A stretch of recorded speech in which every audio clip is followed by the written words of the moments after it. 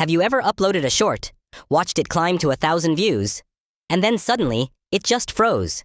And no matter how many new shorts you post, the same thing happens. Stuck, and stuck again. Frustrating, right? That, my friend, is what creators call the zero feed problem. But here's the good news. You're not doomed.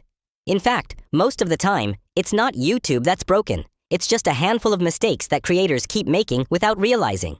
And today, I'm going to break those down for you step by step, along with the exact solutions that will help you finally escape this trap. So, if your shorts are freezing at 1,000 views, or worse, not moving at all, stick with me until the very end, because one of these mistakes is probably the reason. Quick question. Do you actually want me to give you the shortcuts to grow your channel faster? Then make sure you subscribe right now. Mistake 1. Wrong ratio. Let me ask you, do your shorts actually look like shorts? It sounds silly, but so many creators get this wrong. The proper shorts format is 9:16. If you upload with the wrong ratio, or even leave parts of the frame empty with black bars, YouTube might not treat it as a short at all.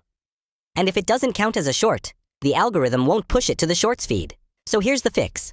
Always edit in 9:16, and make sure your frame is completely filled. No empty borders, no leftover space. Mistake 2. Deleting videos. Be honest, have you ever deleted a video because it didn't perform well? Almost every new creator does this. But here's the harsh truth.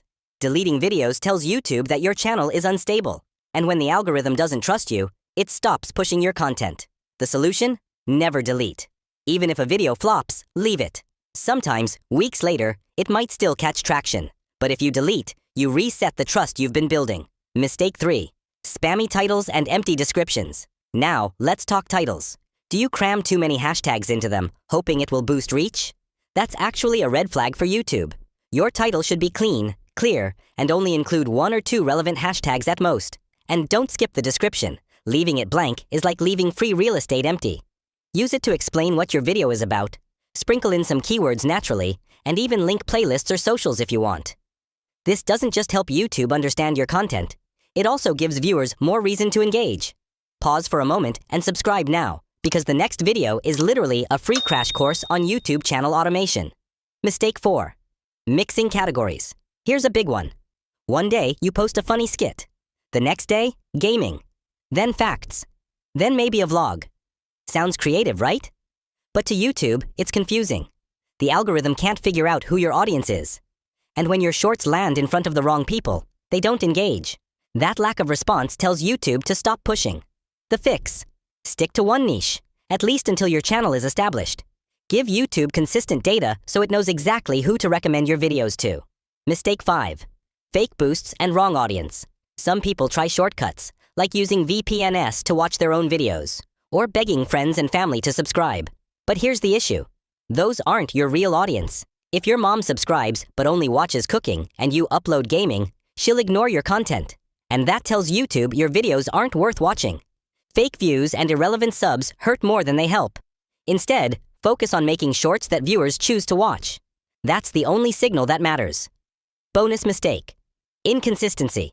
This one stings the most. YouTube wants to see if you're serious or if you're going to quit after a few uploads. Posting one short today and then disappearing for a week sends the wrong message. The solution is simple. Post consistently. A good rhythm for new creators is one short every 48 hours. Keep this up for a month, and if after 10 shorts you still get 0 traction, that's okay. Start fresh with a new channel, but this time, avoid the mistakes we just covered. And remember, YouTube tests you before rewarding you. If you hit 200 subscribers in your first month, that's a strong signal. At that point, YouTube may push your shorts to hundreds of thousands of people. The more videos you post, the more chances you give yourself.